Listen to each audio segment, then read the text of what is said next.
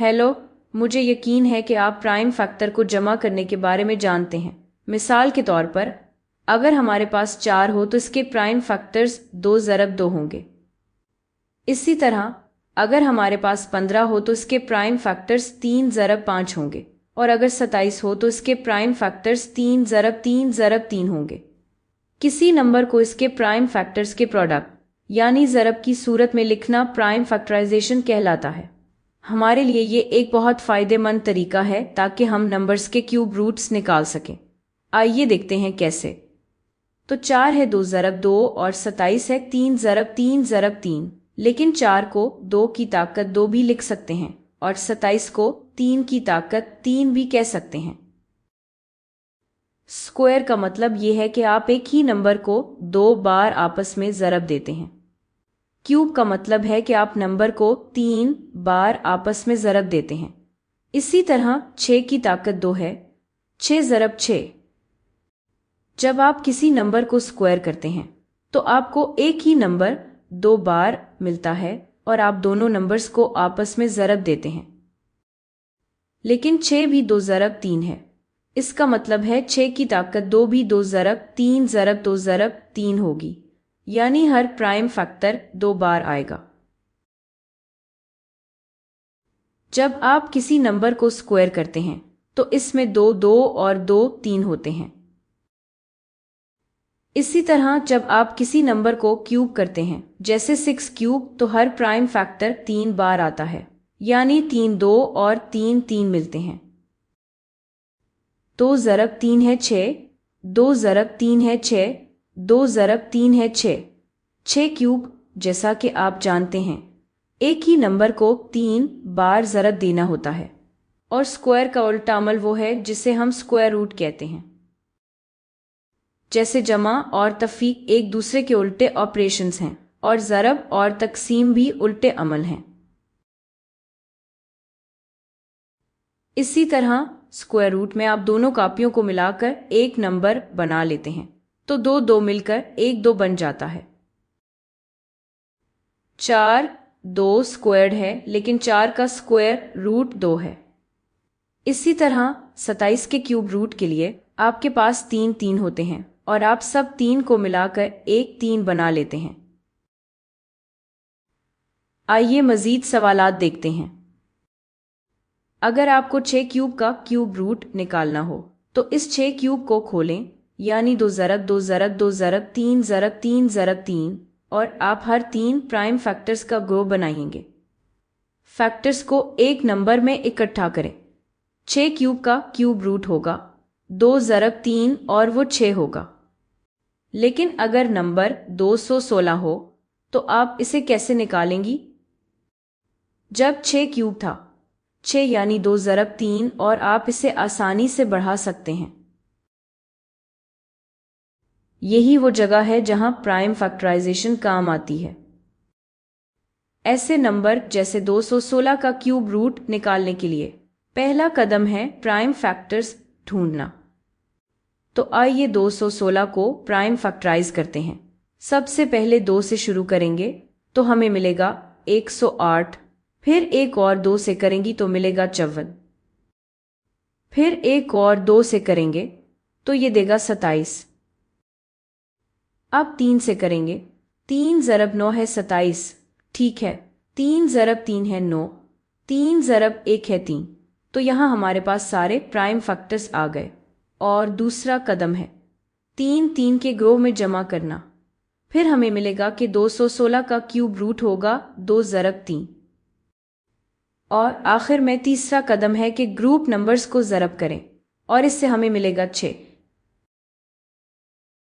तो यही तरीका है किसी भी नंबर का क्यूब रूट निकालने का।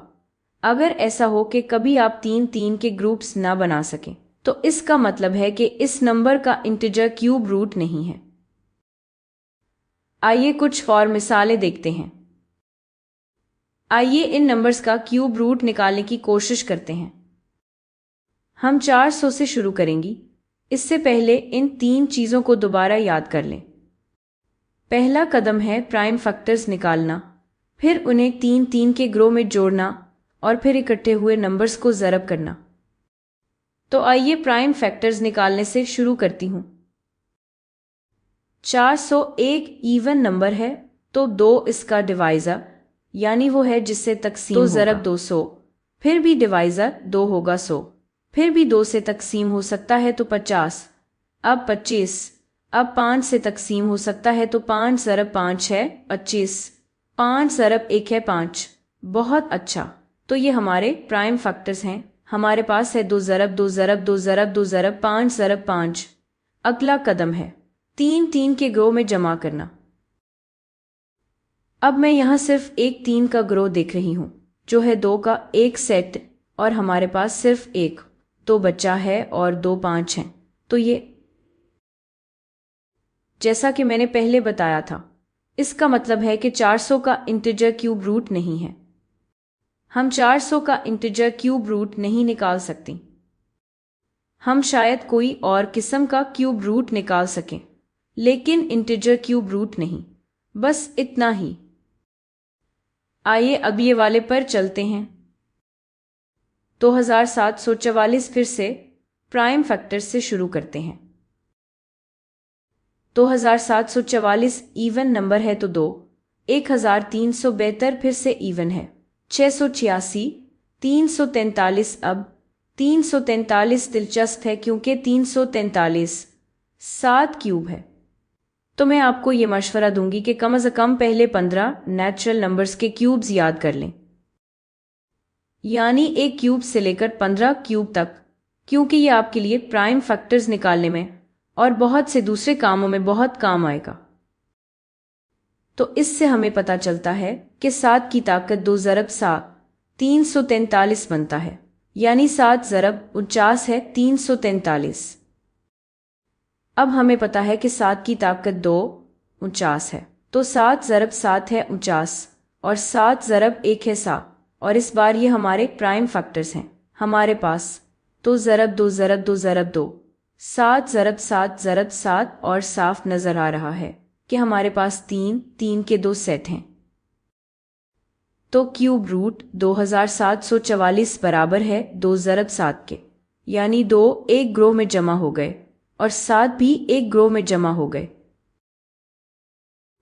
फिर हम ग्रुप नंबर्स को ज़रब करेंगे, तो 2 ज़रब 7 है 14। इसका मतलब है 14 की ताकत 3 आपको 2744 देगी।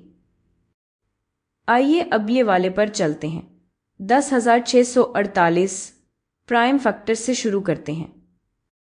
10,648 इवन नंबर है, 2 ज़रब 5,324।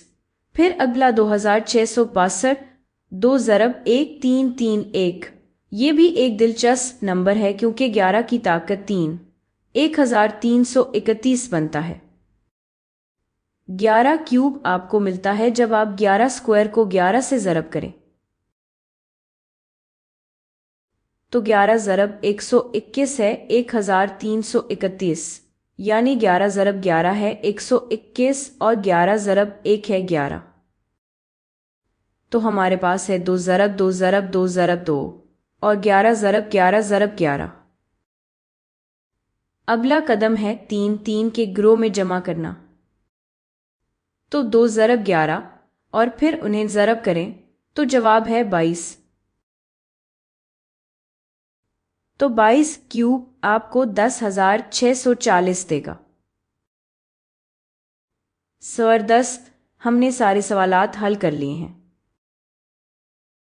बस एक और दिलचस्प इजाफी सवाल, अगर ए, बी और सी प्राइम नंबर्स हैं तो किन हालात में ए ज़रब बी ज़रब सी का पूरा स्क्वायर एक परफेक्ट क्यूब होगा? अपना जवाब इस मालूमात से तस्दीक करें जो आपने परफेक्ट क्यूब्स की प्राइम फैक्टराइजेशन के बारे में सीखी है। अगली बार आपसे मिलूंगी।